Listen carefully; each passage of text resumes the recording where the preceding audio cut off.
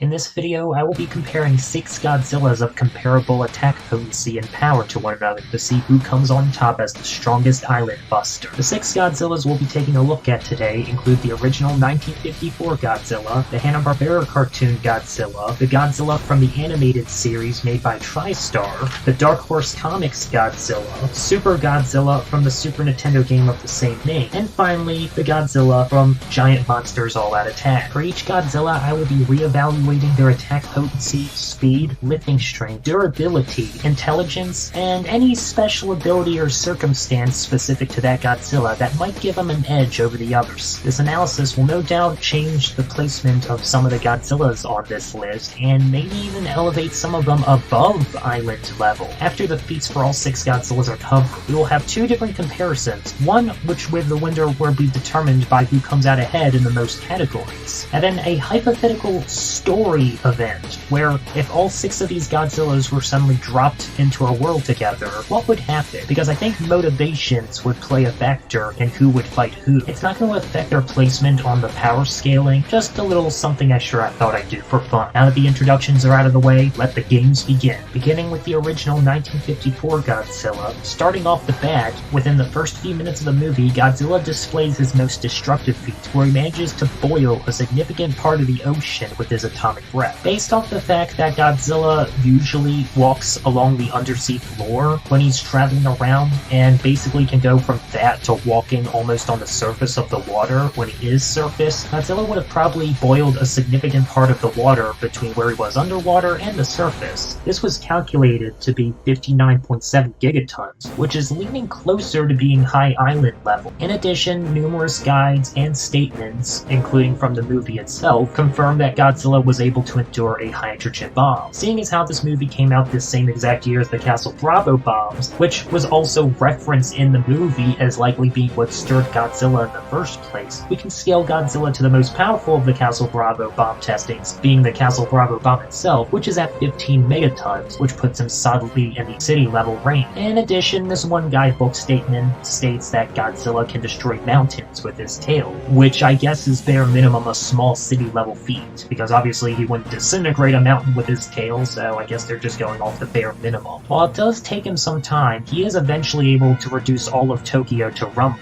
Moving on to his speed, his walking speed was calculated to be below average at only 8.5 miles per hour, or at least that's what we see. It's not a stretch to say he could theoretically move faster than that, especially given this scene here where he's quickly swiping at F-86F jets, which move at Mach 0.89. Granted, he doesn't manage to actually hit any of the jets, but to be fair, they're not flying that close to him anyway, but still, I thought it was noteworthy given how fast he's moving compared to the jets flying around him. This would theoretically give Godzilla transonic reaction and likely combat speed as well. And to be fair, he never actually tries to use his atomic breath on them, so who's to say how successful he would be? He was already going back to the ocean anyway, so I don't think he was really trying that hard to attack them. More like he was just on his way home and had a couple flies go around him. There's also been some highball arguments that because he was able to resist the oxygen destroyer for 2 minutes, he would theoretically get up to at least multi-continent level. However, I'm kind of iffy on taking that as fact, because the oxygen destroyer is active for 1 minute, and the human character who's literally holding the device as it activates is still alive holding it a whole minute later. Not to mention when he first sees it demonstrated, it immediately disintegrates a tank full of fish. And he also stated that using it in the water would turn the Tokyo Bay into a graveyard, so when it's actually used in the water, nothing of the sort happens. In truth, the Versus Wiki doesn't even have any kind of calculations that are official for the oxygen destroyer.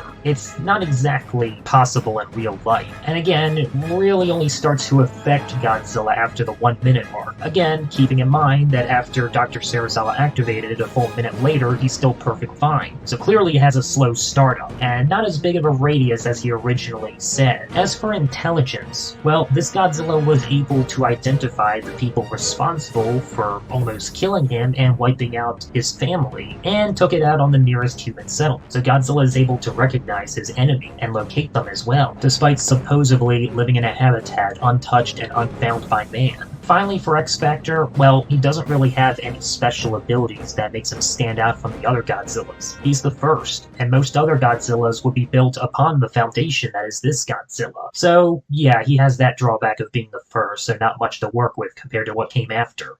Originally, I had the Hanna-Barbera Godzilla placed at island level, but I didn't really have much concrete evidence to put him at island level, other than the scene where he is literally keeping both halves of an island apart, each one with one hand. Casual. There's also the episode where he literally catches a satellite falling from space, a nuclear satellite which explodes with the power of an atom bomb, so town level. Now that's not impressive in and of itself. What is that Godzilla is able to literally contain the explosion within the palms of his hands, and somehow accidentally uses the energy to travel back in time, where he then faces off against the dinosaur that is somehow as big as himself, and the resulting clash causes the island they're fighting on to literally start to break apart. Now, we've covered similar feats on this channel where just shaking an island is only island level, but causing the literal island to start to break apart, I feel like should be a significantly higher level of destructive feat than just city level. Getting back to the original island feat, I don't know how much the average island weighs, but Godzilla being able to just push half of it apart with one hand, I feel like should give you an idea of how strong his lifting strength is. Not to mention the episode where he's able to literally carry an iceberg halfway across the ocean in little to no time at all. The typical icebergs ranging from as light as 100,000 tons to as heavy as 10 million tons. And yeah, it appeared to be an iceberg roughly about the same size as Godzilla himself, who is over 100 meters tall, or 122 meters tall if we go by this official statement guide. He's able to dodge lightning from the power dragon, lightning being roughly high hypersonic, and also the power dragon's lightning attacks are able to vaporize a large building instantly. But if that's not good enough for you, let's cover the episode with the cyborg whale. The cyborg whale is an experimental mining submarine that's stated to be armed with mining lasers. These lasers can vaporize a mountain. The cyborg whale in this shot appears to be roughly half the size of Godzilla, so let's say roughly around 60 meters. In this shot, right before it vaporizes an underwater mountain, if you basically take 10 of these and stack them below each other, you get close to what is probably about at least 600 meters. And would you know it, the Versus Wiki just happens to have a page on levels of destruction for mountains, specifically for mountains around the 600 meter range. Vaporizing it comes out to roughly 4.9 gigatons of TNT. That's the bare minimum for reaching island level. And this cyborg whale performs that feat, and Godzilla is able to tank attacks from said lasers. On top of that, Godzuki, his nephew, is able to dodge said lasers, which means he's literally dodging at the speed of light. Now granted, he's a lot smaller and can also fly, so you'd argue he'd have an easier time while Godzilla's a bigger target, but I'd still like to think Godzilla's reaction and combat speed should be somewhat relative to Godzuki, given that obviously Godzilla is the stronger of the two. So at least high hypersonic to likely faster than light reaction speed. And of course, anyone roughly familiar with Hanna-Barbera Godzilla's power scaling will of course bring up the feat in the last episode where he lifts up a UFO that's pulling an asteroid that's almost as big as the moon. Apparently such energy needed to pull off such a pull within just 5 hours, as stated by the aliens themselves, would apparently be large planetary. However, I don't agree with the idea that just simply because Godzilla's lifting the thing pulling the asteroid, that automatically makes himself large planetary. He's not the one actually pulling in the asteroid, but I'll leave it as an alternative highball placement. According to this one website, the reason why Godzilla's on friendly terms with humans is because the Calico crew rescued Godzuki, who was apparently trapped in an iceberg. Godzilla's of course able to understand Godzuki, who's able to understand human speech. Granted, Godzilla himself can't apparently understand human speech, he needs Godzuki to translate, but I'd reckon that's probably just simply because Godzuki spends more time around the humans than Godzilla does. Godzilla's also smart enough to use tools, so there's that as well. And he seems pretty adaptive in certain circumstances, like using his laser visions for various reasons, like to fix a crack in a dam, or to basically melt a bunch of golden monsters in a lake. Getting into X Factor, there's roughly 3 things going for this Godzilla that can affect the outcome. If we're allowing help, then there's Godzuki, who really can't do much, but he could at the very least distract one of the other Godzillas. He was able to pretty much tank getting burned by the fire dragon in the first episode, so his durability might actually be enough to survive attacks from some of the Godzillas. He can also be used to relay the plans from the Caligo crew if they come up with any clever solutions, and they've got some pretty respectable equipment on board their ship. Chemicals, a helicopter, a bunch of scanning equipment. It's possible between both them and Godzuki they'd be able to do something to help give Hanna-Barbera Godzilla a further advantage against the other five, but even without them, Godzilla's got a secret weapon which I think would be a heavy deciding factor in this fight, his laser eyes. Because they are obviously lasers, they travel at the speed of light, which would make it, as you can imagine, pretty difficult for any Godzilla that can't move at the speed of light to dodge. In one of the last episodes of the series where Godzilla basically takes on Cobra from G.I. Joe, or at least it's probably Cobra from G.I. Joe, he basically uses his laser eyes to knock all radioactivity inside of a nuclear reactor. He's also used this to weaken other monsters, such as the Moon Beast, when it looked like he was starting to overpower Godzilla in a fight. Just one zap from his laser eyes and he seemed to basically lose all strength. The last time I checked, pretty much every Godzilla ran on radiation, so having a Godzilla with a weapon that travels at the speed of light that can basically just zap that radiation out of them, yeah, that's a pretty deadly weapon to have. So in my Super Godzilla video, I had claimed that this was an alternate Heisei Godzilla, and as such, stated that he would scale to the early Heisei Godzilla, reaching up to solar system level. However, looking closely at the events that transpired during the game's story, that doesn't really hold up anymore. The most obvious pieces of evidence being that aliens controlling monsters that otherwise had no alien connection in their origin, such as King Ghidorah and the later Mecha King Ghidorah, the aliens literally create Biolate during the events of the story. And if we're to assume that the Japanese version of this game is the canon version, then they're the ones responsible for creating the Heisei Mechagodzilla, and not humanity. Not to mention the fact that either the Super X or Super X2 is present in this story, even though that if this story does take place in the 90s, which it does, either one should be destroyed by this point. So with that being said, we can no longer just say that this is an alternate Heisei era Godzilla that diverts at some point during the 90s. Instead, we'll have to judge him by his own merits in the game itself. One thing we might still be able to use, however, is going off the game manual, King Ghidorah has a confirmed flight speed of Mach 3. Seeing as how he never tries flying out of the way of Godzilla's attacks, leads me to assume that his attacks can move at supersonic speeds similar to Mach 3. And we know that Batra is faster than King Ghidorah, because the only way to hit Batra in the fight, if you're using super attacks that is to use Godzilla's Hyper Atomic Breath. It's the only attack that'll hit Batra because he'll just dodge all the other ones. So we know that Godzilla's attack speed lies somewhere between supersonic to likely supersonic plus. Another possible calculation is Mechagodzilla's after-image tackle attack that he performs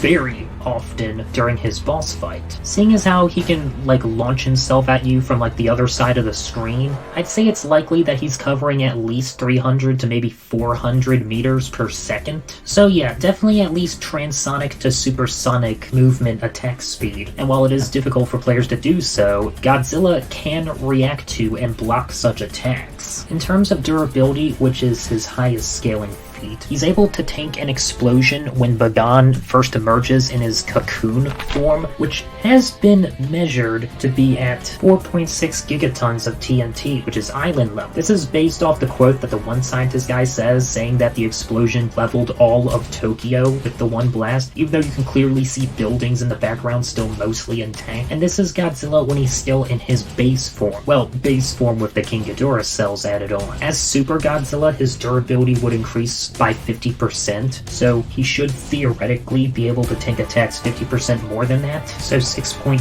gigatons. Since Bagan performed this feat when he was still in his cocoon state, obviously his actual combat form is a lot stronger than that. And Super Godzilla, who, at least when fighting Bagan, is 7.5 times stronger than his base form, is able to match Bagan in combat. Bagan's attack potency might actually be 34.5 gigatons of TNT, at least 7.5 times times stronger than the explosion he released in his cocoon form. Given how easily he dominates base form Godzilla, who is able to tank said explosion, who pretty much tanks all of Godzilla's normal attacks. As for his lifting strength, well, this Godzilla shares the same height and weight as the Heisei Godzilla, so 100 meters and 60,000 metric tons. And of course, he is able to at least slightly push back Biolate, who weighs a lot more than that, as well as Bagan, who weighs even more than that at a whopping 280,000 metric tons. While Super Godzilla's height and weight isn't really confirmed, as far as we can tell, he's at least a little taller than 100 meters, as well as should also be at least a little bit heavier, though his exact height and weight in this form is unknown. As for intelligence, he's being mind-controlled by a human the whole time, so I guess average to possibly above average? Who knows? Finally, we get to X Factor. We're not including the Super X1 or 2 because they've never been used in a combat role in the events of this game,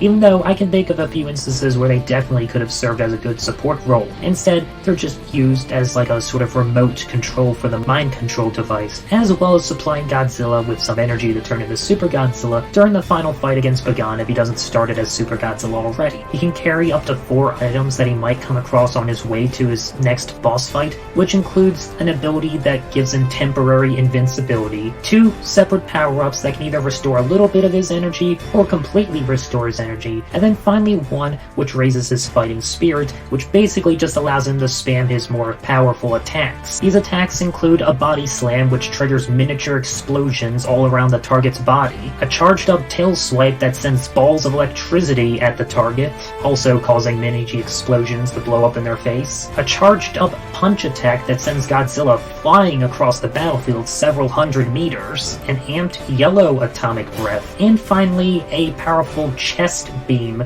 that he shoots out, which is basically his equivalent of the hyper atomic breath. And as mentioned before, as a human-controlled Godzilla, he's smart enough to block. Not that I think it'll really play a factor into the fight, but there is a time limit for how long the battery on the mind control device on this Godzilla lasts, as well as why I do think this Godzilla has some form of regeneration, seeing as how he's completely healed in between stages. I don't think it's going to be coming into a factor during the actual pairing here. The Dark Horse Comics Godzilla is, much like Super Godzilla, another child inspiration from the Heisei-era Godzilla's design. His second comic appearance had him facing off against some sort of stone demon thing, whose hammer strikes caused an island to shake, which was calculated to be at city level, and this stone creature would, every time it was destroyed, rebuild itself and become even stronger each time. And Godzilla was pretty much tanking all these hits, with only the city level hammer strike actually just dazing him. Godzilla has also consistently one-shotted this creature each time with his atomic breath, and during some time travel shenanigans, he was responsible for causing the 15 megaton 1906 San Francisco earthquake, and his atomic breath was able to cancel out the eruption of a volcano. Now, here's time for a little mini addendum within an addendum. We never actually know which volcano, or more specifically, which island this volcano is on. In the beginning of the issue this part happens in, we're given a rough location of in the Society Islands in the French Polynesia. We can narrow down even further based off what we see in the issue, such as the fact that the volcano is obviously visible above ground and the classic volcano shape, so we know that it isn't an underwater volcano or a shield volcano. We also know that it's on an island with people living on it, so that further narrows it down. I also counted extinct volcanoes because there have been cases of volcanoes that are extinct suddenly becoming active again. I've mainly narrowed it down to these 4 specific islands and volcanoes. I think the most likely candidate is the Tohia volcano on Moorea Island. It's only one of 2 of the 4 likely candidates to not be extinct. And if you take away all the greenery and moss around the volcano, then I'd say it's probably a close fit in terms of the shape. Sadly, even though you can look up the elevation and size of a volcano, there's really no way to determine how strong such a volcanic eruption would be. You'd have to stuff like magma and pressure, and seeing as how the Wikipedia page for this volcano is very limited, as well as the fact that it seems this volcano hasn't erupted since it first formed in the first place, there's not really a whole lot to go on. one. Heck, there have been cases of tiny, small volcanoes producing more powerful eruptions than the bigger-sized volcanoes. So unless anyone's willing to go to this island and is, I don't know, a volcano expert or whatever, and wants to somehow scientifically measure how strong a volcanic eruption from this would be, don't really have anything else to go on, sadly. His only solid island-level feat is in the last issue of the comic series, where he survives being trapped between the continental drift of two tectonic plates, which is only said by some uncited writer of the story on the Versus Wiki, which was calculated to be over 12 gigatons of TNT, but we don't even know which continental plates Godzilla got stuck between. And in case you forgot, Godzilla clearly wasn't there for long, as he gets teleported back to prehistoric age, where he fights against a strange monster called, well, the Stranger, who's able to injure Godzilla, and when the meteor crashes down that wiped out the dinosaurs, Godzilla gets teleported out at the last second, while the Stranger gets incinerated by the resulting explosion. This was specifically known as the Cretaceous Paleogene Extinction Impact, which was calculated to have an impact of 100 teratons, which is large country level. And if a creature that was able to match Godzilla in strength was wiped out by such an attack, then we know this Godzilla definitely isn't in the large country range. But what I'm basically getting at with this is, for all we know, Godzilla really didn't survive being trapped between two continental plates and was just simply teleported out the last second. All we have again to go on is some random uncited author statement, which may or may not have even happened after this story was already written. What I will give him, though, is that in the earlier issues of the main series comic, he was poisoned by a toxin specifically created to kill him, and he was able to resist it for like a whopping 10 months, literally bleeding out the eyes and mouth the whole time, as well as take a beating from a Mechagodzilla knockoff. And only that was enough to finally put him down. His heart remained stopped for over an hour, likely quite a bit longer than that, seeing as how, after declaring this, the humans had time to set up an entire camp around his body. Sometime later, the humans decide that, yeah, the toxin might cause more harm than good in the long run, and after Godzilla's injected with the toxin, he recovers very quickly, just in time to combat a monster trying to eat him. Now, I already stated in the Dark Horse video how there have been real-life cases of humans whose hearts have been stopped for multiple hours, being revived afterwards, but these cases are extremely rare. However, I should note it's impressive that shortly after Godzilla's injected with the serum and cured of the toxin, he quickly recovers and at least has enough of his strength back to immediately fight against another monster. We also see in a later issue,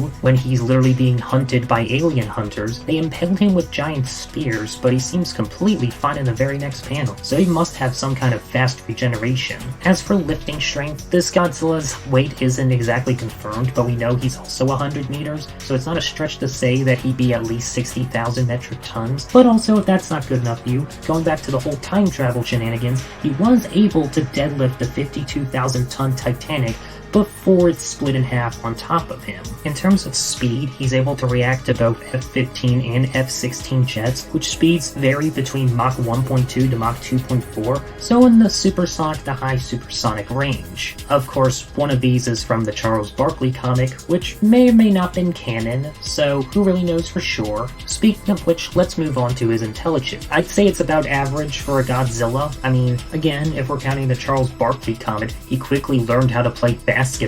But if that's not good enough for you, there is a later issue in the main series where he's shown using tools such as grabbing a train and swatting another monster with it, or breaking off one of his pincer arms to impale him with. Also, when fighting against Batragon, he basically did a fake out where he pretended to use his atomic breath, knowing that the other monster would think that he would just short circuit out trying to use it because he was low on energy and couldn't use his atomic breath yet. But when he does have the energy to do so, he takes advantage of that prior fact to get the monster to launch an attack on him, where he's then able to destroy the monster quickly with his atomic breath.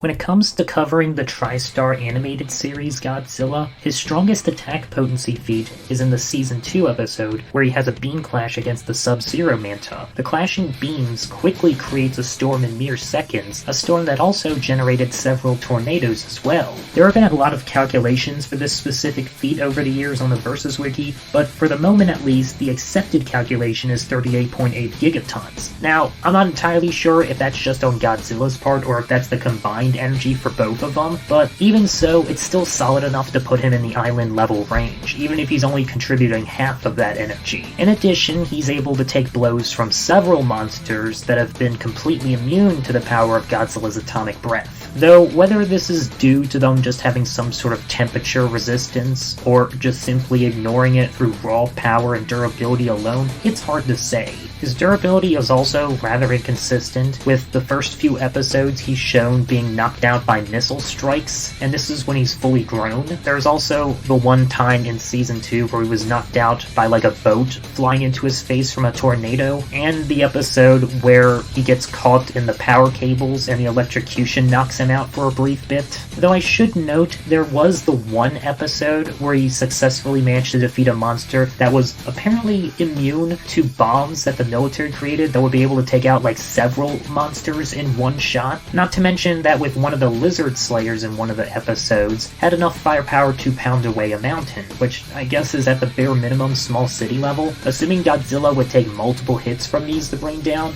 then I'd say his durability is at the bare minimum city to mountain level, though seeing as how we never see Godzilla get hit by these attacks, it's hard to say. Similarly, concerning his speed, one of the lizard slayers has laser-mounted weaponry, but sadly they never use it, so we never get confirmation if Godzilla can dodge lasers. Another inconsistency is when he's fighting against this one monster that was somehow created by some guy dreaming, that shoots electricity out. However, it can't be measured to be the same as naturally occurring lightning, so sadly, we can't use this as like relativistic or high hypersonic reaction and dodge speed. What we can use, however, is feats from his father in the film having a confirmed running speed of 300 miles per hour, which would put him at subsonic running speed. Both monsters have been able to dodge rockets and missiles point-blank range, which, at least in his son's instance, was calculated in this shot to be moving at about Mach 3. He can also quickly jump from the ocean floor, I'm guessing this is near New York, all the way up to reaching several hundred feet into the air in like 1 or 2 seconds. So likely supersonic to possibly supersonic plus jumping speed. As for lifting strength, near the end of the second episode, he was able to easily push off 5 million tons of rubble that collapsed from a cliff that fell on top of him. As for intelligence, well, he's able to recognize humans, specifically Nick Tatopoulos as his adopted father, and seems to be able to understand him whenever he gives commands to him. He's also able to recognize his father despite him looking completely different from his movie self. Apparently he's quite strong-willed, since it took a lot of energy from the aliens to mind control him during their invasion of Earth. He was also able to understand the situation with the Loch Ness Monster and her baby, as well as the whole episode where he chose to become adopted father of another forming family until a giant ugly turtle came along and ruined that.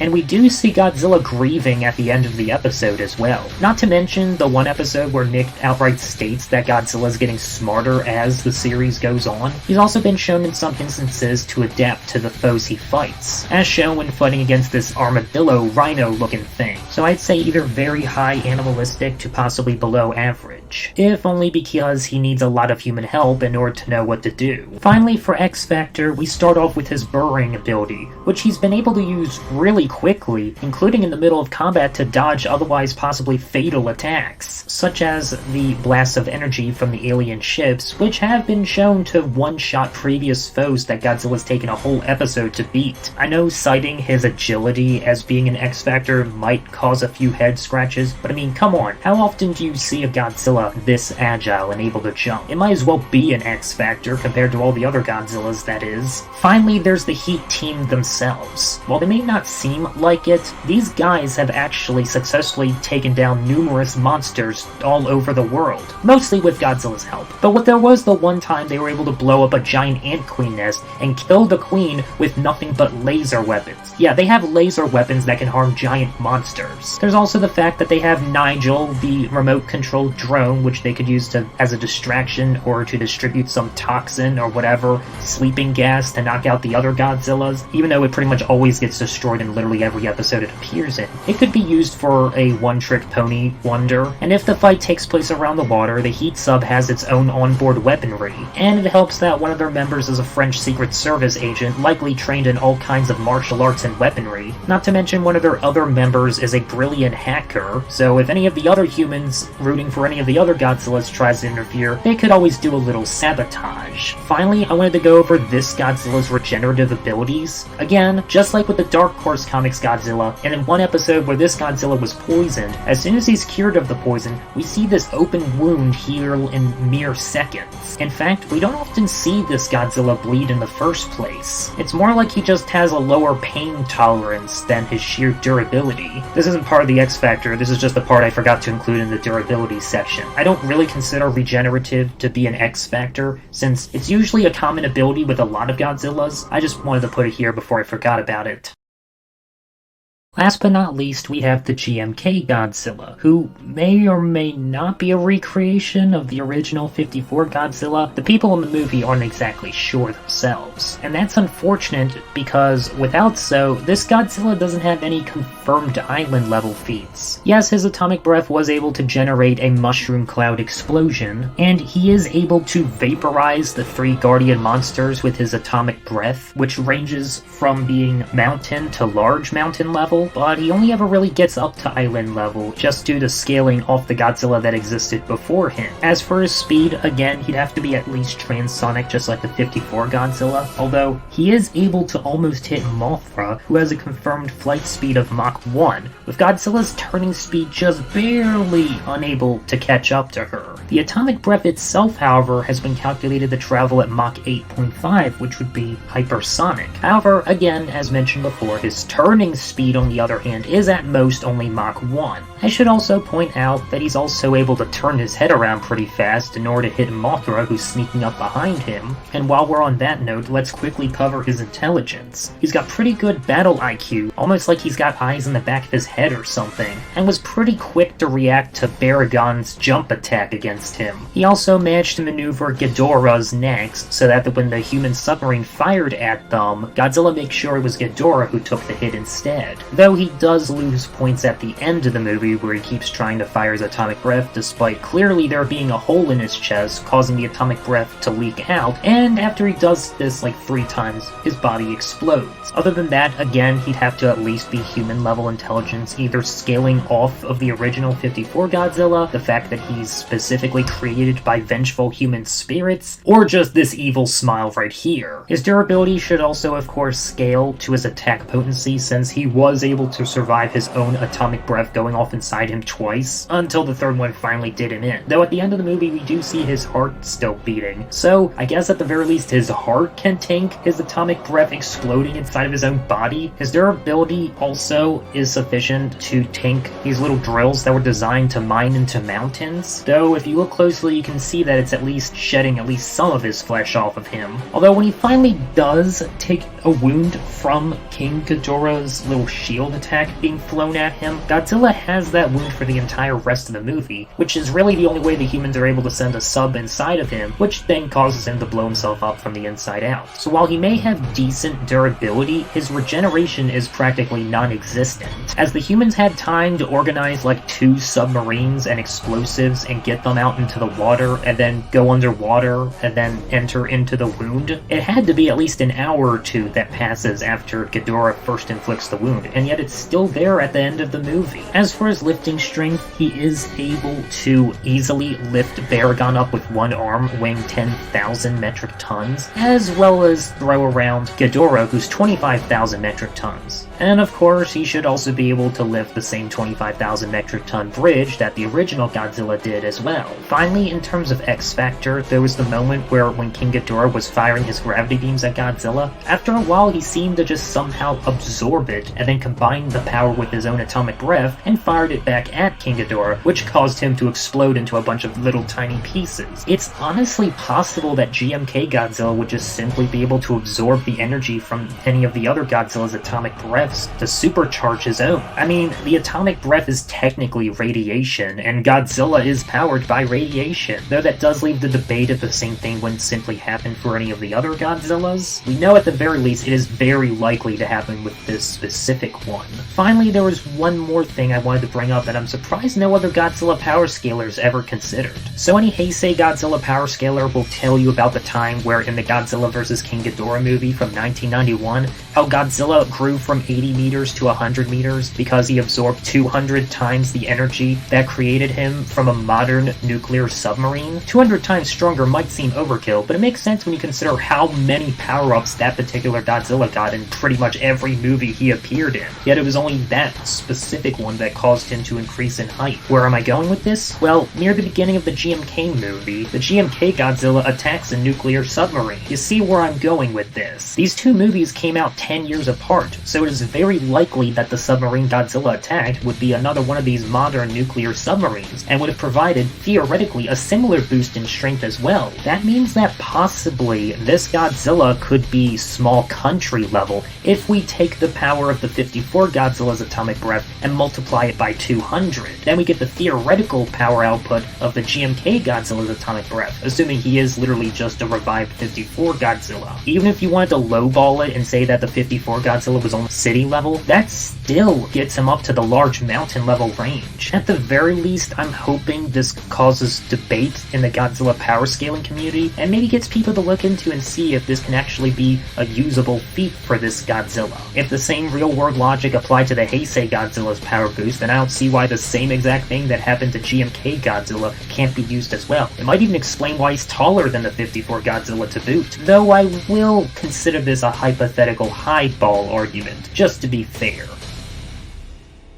So now we can finally compare the Godzillas to each other. In terms of attack potency, only GMK, 54, and TriStar series Godzilla have actual calculations for their attack potency, while the other half only get to island level due to their durability. Of course, as mentioned before, GMK only gets up to island level in attack potency due to theoretically scaling above 54 Godzilla. But again, even that's not fully confirmed or whether or not he is actually the original 54 Godzilla restored or not. But I think most people will agree that he is definitely meant to be better than what came before. Yeah, I bet you weren't expecting 54 Godzilla to edge out over most of the other Godzillas. But the numbers don't lie. If we were to take Super Godzilla's hypothetical durability as his base form, tanking the explosion that destroyed all of Tokyo, and then multiply that by 7.5 times, we could theoretically get at least the bare minimum attack potency. It still only put him around the same level as TriStar series Godzilla. Of course, if we were to use hypothetical highball arguments, then GMK Godzilla gets even further to potentially small country level if we assume he would technically be 200 times stronger than 54 Godzilla.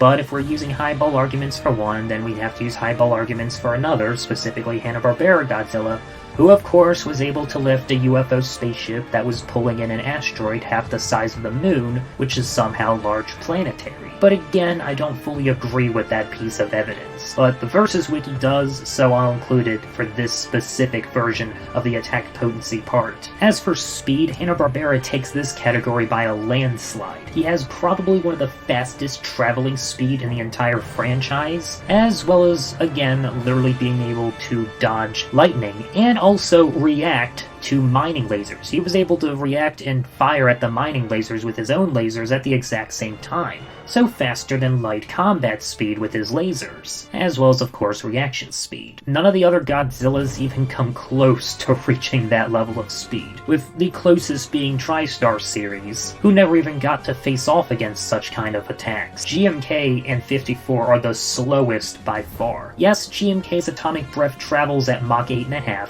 but his turning speed with his atomic breath is only at Mach 1, given how he wasn't able to hit Mothra, who was flying around, who has a confirmed speed of Mach 1. So long as the other Godzillas aren't standing still when GMK fires, they should be able to move out of the way, or at least dodge a hit from the atomic breath that GMK fires. And TriStar series, with his agility and fast burrowing ability, should have an easy time doing this. Other than that, all the other Godzillas pretty much range around the supersonic range, so I'd say the difference in speed between all of them is negligible. Moving on to lifting strength, and well, I really don't think this is going to be the deciding factor in the fight. It has to go to Hanna-Barbera followed by series, with both of them being able to lift objects, or push objects, that would be in the millions of metric tons. All the other Godzillas should of course be able to lift their own weight, and they pretty much do just that, though Super definitely punches far above his weight class with Bagan. As for durability, I had two different ways of measuring this. If we're just going by raw durability, not counting regen, then if 54 Godzilla and GMK physically scale to the power of their atomic breaths, then they would certainly have very high durability. However, there are plenty of examples in the franchise of glass cannon Godzillas, probably the most notable example being the recent -1 Godzilla, so I'm not entirely sure if they are physically durable enough to survive island-level attacks. But if they can at least survive a hit from their own atomic breaths, which we know at least GMK Godzilla can, then I'd say that's good enough to put them in the lead. However, I do want to point out that GMK Godzilla has terrible regeneration, as the one injury he suffers from King Ghidorah during his fight hasn't healed after literal hours in the movie. Meanwhile, some of the other Godzillas in this category might be ranked lower, but definitely have confirmed fast regen, like Darkhorse and TriStar series, who's able to heal wounds in mere seconds. So it all comes down to Godzillas starting off with higher level durability but not being able to heal, versus Godzillas with weaker durability but being able to heal. Though I do want to point out that TriStar series has had plenty of examples of being taken out by attacks far weaker than what his durability should be. I always feel like it's just for plot convenience. Or maybe he just has a low pain tolerance, where he can be knocked out by attacks that don't do serious harm to him, but just kind of knock him out for a little bit. If he were to take a hit from, say, GMK Godzilla, it might not kill him, but it might knock him unconscious for like a few minutes, and then he'll just get back up, and then repeat that over and over again until he either beats him or dies. If we were to measure this off of sheer durability, then Dark Horse and series would be tied for first place, followed by Super and Hanna-Barbera, doomed to be able to tank the same level of attacks, while GMK and 54 would actually drop to last place due to their regeneration being either non-existent or untested. Intelligence, just like lifting strength, I don't think is going to play that important of a factor in a fight, but I would say in terms of general intelligence, Hanna-Barbera wins. I mean, the guy gave the weather, for crying out loud, and used a giant hammer to plug a hole in a volcano. All the other Godzillas seem to have like average human level intelligence, with series possibly being the most lacking, only being like high animalistic to possibly below average human. That being said, he has shown to be able to adapt to his opponent's attacks. There's another fight where he gets infected by this giant cabbage monster looking thing, and when it looks like it's about to use its sharp tentacles again to strike him, he knows better and gets out of the way of it. So in TriStar series case, he has less average intelligence compared to the other Godzillas, but has definitely shown adaptive battle IQ. Or as I like to call it, the Goku effect, where he's smart in battle, but not as smart in literally everything else. But compared to Hanna-Barbera, he definitely doesn't need as much human hand-holding, so Hanna-Barbera is still winning in this category. Finally, in terms of X Factor, yeah, it's Hanna-Barbera Godzilla. Those laser eyes have way too much viability in a fight. They're too fast for the other Godzillas to dodge. They could literally just zap out all the energy from the Godzillas, whether it just be with one shot or multiple shots, it doesn't matter. They're not getting out of that. Series has agility and burrowing, which none of the other Godzillas have access to, so it would potentially be enough to dodge the majority of the other Godzilla's attacks, but still not getting around those laser eyes. GMK has his energy absorbing ability, but again, I'm not 100% positive on how that would work against certain attacks. Like, I don't think he's going to be able to power up from Godzilla's Hanna-Barbera's laser eyes, and it's certainly not going to work against raw physical strikes either. But I could potentially see him absorbing attacks from Super Godzilla and combining it with an own attack and firing it back at him. Not to mention the whole eyes in the back of his head thing. And I've seen some arguments on the Versus Wiki that because he's a Spirit Zilla, he might theoretically have infinite stamina. Super Godzilla's main X factors is again just his vast variety of attacks, and if we're allowing him to use items, then he can use them to give himself temporary invincibility or make it easier for him to spam his more powerful attacks, or just heal himself in the middle of the fight, completely regaining all of his energy. Dark Horse really only has his regen, which I don't think would be enough to overcome the Godzillas above him. There was also a rage moment that he had in one of the later issues, but it didn't really do him any good against the fight he was actually in, and he never seems to have that moment happen in any of his other fights. So after doing all the comparisons, which Godzilla comes out on the top? Yeah, it's Hanna-Barbera. Not only does he completely speed blitz all the other Godzillas in literally every way, travel speed, attack speed, combat speed, and reactive speed, but also with an attack that is impossible for the other Godzillas to dodge, that specifically weakens creatures with radioactivity, which literally every Godzilla runs on. While his attack potency and durability remain somewhat undetermined, just that it at the bare minimum has to be island level due to scaling to the cyborg whale, which was able to vaporize a mountain underwater. Something I discovered during my research: apparently lasers lose their effectiveness underwater. Something about them only being able to travel like maybe a little over 100 meters before it gets completely absorbed by the water. The fact that the cyborg whale's mining lasers was still able to travel likely a farther distance and also completely affect the mountain underwater makes you wonder how strong would the mining lasers be out of the water, which Godzilla is able to match with his own laser eyes. And if we were to apply the highball logic that Godzilla somehow scales to large planetary just simply picking up a UFO that was pulling a moon in, then of course that would also scale him far above all the other Godzillas. He's also likely the smartest Godzilla as well, so there's that to consider. And if we're allowing outside help, then Godzuki along with the Calico crew could probably do a good job sabotaging any of the other Godzillas. Coming in second place behind him, however, is the TriStar series Godzilla, who takes second place in quite a few of the categories. His speed, agility, and regenerative abilities, not to mention his somewhat proven adaptive battle IQ, I think would give him just enough advantage to trump over all the other Godzillas. Not to mention the Heat team backing him up would certainly prove effective at least distracting the other Godzillas, and he is very fast with burrowing. However, as mentioned before, his durability is a little inconsistent, but a lot of times whenever he takes a bad hit, it's not like he's visibly injured, more like he's just kind of knocked out and then gets back up sometime later. Though if we were to just simply count knockouts as a loss, then again I do hesitate to put him in second place, but I do feel like he comes out ahead just enough in enough other categories to say that it's at least more likely he beat all the other Godzillas below him one-on-one. GMK Godzilla is right behind him in third place. While arguably being one of the more slower Godzillas, he does arguably have the highest confirmed attack potency and durability, even though, again, his regeneration is little to non-existent. And if we were to use highball theoretical logic, then he would actually scale up to small country level with his atomic rep. Even if his turning speed's only Mach 1, if the other Godzillas are just a little too slow reacting, they could potentially be one-shotted by GMK. And also, remember the eyes in the back of his head. And also his ability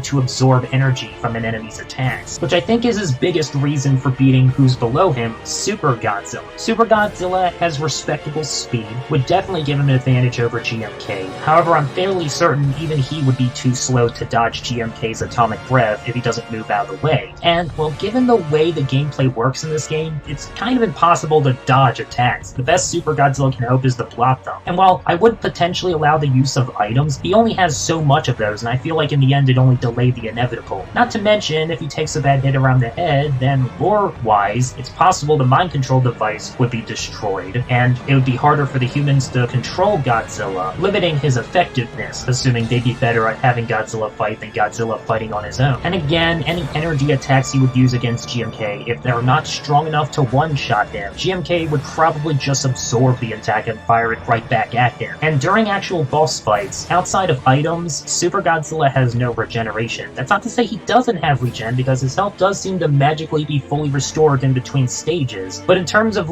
actual in-game combat, it doesn't seem to be a factor at all. And yeah, in my opinion, he excels in way too many categories to be ranked lower than Darkhorse, who's only kept out of last place due to his superior speed and regen, which is why 54 Godzilla's at the bottom, who doesn't even have any sort of X factor to begin with. Before ending this video, I wanted to give a hypothetical scenario for what would actually go down if these 6 Godzillas were suddenly dropped into the ring together and had to fight. While Hanna-Barbera stands the best chance overall, anything can happen if he has to face more than one of the other Godzillas at the same time. I doubt even he could evade attacks from 5 other Godzillas all at once, but if this were to play out like an actual story and it would involve the human characters, then I would likely see Hanna-Barbera Godzilla and the Calico crew teaming up with the Heat team and the TriStar series Godzilla, along with the human-controlled Super Godzilla. But then again, when it comes to Super Godzilla, according to the Super Godzilla game, there's a range for the mind control device, and if Godzilla goes outside of that range, they lose control over him. So it's just as likely Super Godzilla might end up being an opponent for the TriStar series and Hanna-Barbera to team up against. GMK, and by extension Darkhorse, are definitely anti-human, so I can see those two teaming up to fight the pro-human Godzillas. As for 54 Godzilla, his whole motivation for attacking humanity was to get revenge for them wiping out his family. Imagine his surprise when he's faced with seeing 5 other Godzillas. Some pro-human,